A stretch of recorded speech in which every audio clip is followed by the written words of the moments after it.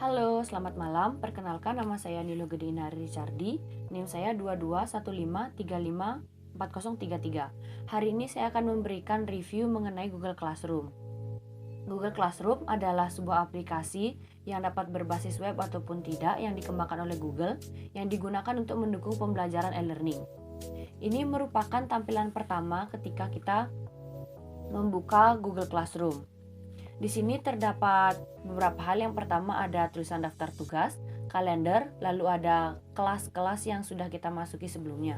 Selain itu juga terdapat beberapa simbol. Yang pertama ada simbol garis 3 dan juga simbol tanda tambah.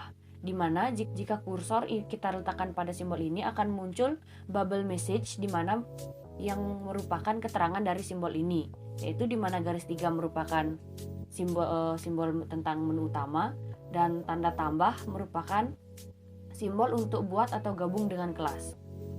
Ketika kita mengklik garis 3 ini akan memunculkan beberapa menu. Yang pertama ada menu kelas, lalu ada kalender. Selanjutnya ada menu daftar tugas dan juga kelas-kelas yang kita ikuti dan juga kelas yang diarsipkan dan juga setelan. Ini sama saja seperti tampilan ini, hanya saja dipersingkat. Lalu untuk tambah gabung kelas ini digunakan jika kita ingin menambah atau menggabungkan kelas.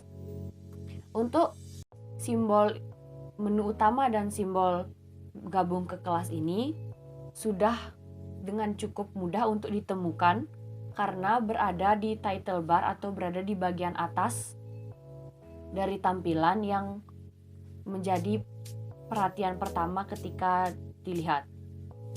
Lalu selanjutnya kita akan masuk ke kelas. Contohnya kita akan masuk ke kelas 2A, interaksi manusia dan komputer. Ketika dibuka akan terdapat beberapa tab, yaitu yang pertama ada forum, ada tugas kelas dan orang. Lalu ketika kita mengklik forum maka akan muncul materi-materi dan tugas-tugas yang sudah diberikan sebelumnya oleh guru ataupun dosen yang mengajar. Lalu di sebelah kirinya ada mengenai tugas yang akan mendatang atau yang harus dikumpulkan. Pada bagian ini, tulisan-tulisan sudah dibuat dengan baik, di mana pada bagian ini semua tulisan dapat terbaca dengan jelas. Contohnya seperti di sini tertulis Nigusti Ayu Putuhari Saptarini yang merupakan guru atau dosen yang memiliki ruang kelas. Lalu keterangannya memposting tugas baru yaitu UTS. Dan di sebelah kiri terdapat batas waktu dari tugas yang diberikan yaitu pukul 23.59. Pada bagian ini sudah dibuat dengan baik, di mana ukuran teks sudah cukup bisa terbaca dengan jelas dan juga tidak memiliki kata yang banyak sehingga sulit untuk dibaca. Mungkin kekurangan dari bagian ini adalah sulitnya dicari yang mana bagian tugas dan yang mana bagian materi karena tercampur. Tapi tidak perlu khawatir karena pada bagian tab selanjutnya itu tugas kelas. Pada bagian ini semua tugas-tugas dan materi-materi akan terpisah seperti ini. Yang pertama ada UTS, lalu kuis dan materi akan terkumpul di bawah. Pada bagian ini sudah dibuat dengan baik karena pada judul-judul seperti ini materi sudah dibuat dengan tulisan yang cukup besar dan mudah untuk dibaca. Lalu di bawahnya terdapat judul-judul materi yang di-upload oleh guru ataupun dosen itu sendiri yang juga sudah mencukupi tulisannya dengan baik, ukuran tulisan dengan baik. Lalu selanjutnya kita coba saja untuk membuka bagian UTS ini. Pada bagian ini terdapat judul yaitu UTS dan juga selain itu ada dosen ataupun guru, nama dosen ataupun nama guru yang mengupload ini, lalu ada jam menguploadnya. Lalu di bagian bawah sebelah kanan ada tenggat atau batas waktu pengumpulannya. Lalu di bawahnya terdapat keterangan-keterangan ataupun perintah yang akan diberikan oleh dosen. Lalu di sebelahnya ada bagian tambah atau buat, tombol tambah atau buat, di mana pada bagian ini sudah jelas menunjukkan bahwa bagian ini digunakan untuk mengumpulkan atau menambahkan file yang akan dikumpulkan kepada dosen ataupun guru. Lalu di bawahnya juga ada tombol tandai sebagai selesai, di mana jika kita mengklik tombol ini tanpa melampirkan file apapun, akan muncul question message seperti ini, di mana question message ini sudah dibuat dengan baik, yang dimana teks pada question message ini tidak menggunakan terlalu banyak kata dan lebih dari 3 kalimat yang akan membuat text message ini menjadi sulit dibaca.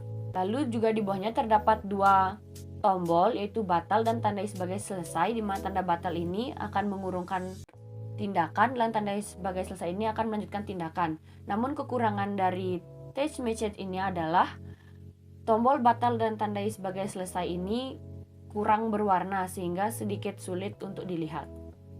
Lalu di bagian bawahnya juga terdapat text box untuk menambahkan komentar pribadi, di mana text box ini sudah tepat berada di sana karena untuk menambahkan komentar pribadi bisa memiliki jumlah kata ataupun kalimat yang banyak maupun sedikit sesuai dengan pengirim, di mana pada bagian ini sudah tepat ditaruh di sana. Lalu analisis secara usability. Yang pertama ada learnability. Tampilan Classroom ini memiliki tampilan yang sederhana sehingga sangat mudah untuk dipelajari, dan juga setiap simbol-simbol seperti ini memiliki bubble message, di mana menunjukkan simbol itu merupakan simbol dari apa. Lalu selanjutnya ada efisiensi, di mana Google Classroom ini memiliki efisiensi yang bagus. Contohnya saja, jika kita ingin melihat daftar tugas yang diberikan oleh dosen tanpa harus membuka satu-satu, kita cukup mengklik daftar tugas dan akan terlihat semua daftar tugas yang diberikan oleh dosen ataupun guru. Seperti ini. Di sini ada satu tugas yang belum dikirimkan, yaitu UTS dari kelas 2A Interaksi Manusia dan Komputer. Lalu selanjutnya ada memorability, di mana Google Classroom ini memiliki memorability yang baik. Kenapa saya katakan seperti itu? Karena tampilan pada Google Classroom ini adalah tampilan yang sangat sederhana, sehingga meningkatkan memorability ketika seseorang tidak menggunakan aplikasi ini setelah selang waktu yang sekian lama. Lalu selanjutnya ada error. Error pada Google Classroom ini sangat jarang ditemui, sehingga Google Classroom ini memiliki usability yang baik. Dan yang terakhir ada satisfaction atau kepuasan. Untuk saya sendiri, saya menggunakan Google Classroom ini cukup puas karena tampilan yang sangat sederhana, juga terdapat banyak shortcut yang sangat memudahkan saya untuk melakukan tugas-tugas pada Google Classroom ini. Contohnya ketika saya ingin melihat daftar tugas apa saja yang belum saya kumpulkan, saya cukup mengklik daftar tugas. Lalu selanjutnya saya ingin melihat tugas-tugas ataupun materi-materi apapun yang dikirimkan oleh dosen, saya cukup mengklik bagian tugas kelas. Lalu sudah muncul semua materi-materi ataupun tugas-tugas yang dikirimkan oleh dosen secara berkelompok. Baik, sekian review aplikasi Google Classroom dari saya.